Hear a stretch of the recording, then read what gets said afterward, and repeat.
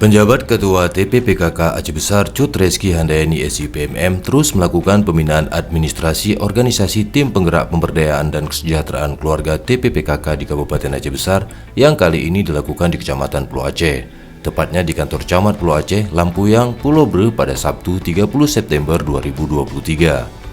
Dalam keterangannya, Cut Reski merasa bersyukur dapat kembali berkunjung ke Pulau Aceh guna mendukung kemajuan TPPKK Pulau Aceh dengan melakukan pembinaan administrasi bagi para pengurus agar lebih baik lagi ke depannya. Selain itu, Cut Reski juga mengaku sangat gembira karena TPPKK Gampung dalam wilayah Kecamatan Pulau Aceh mendapat dukungan yang maksimal dari para kecil dalam menjalankan program kerjanya.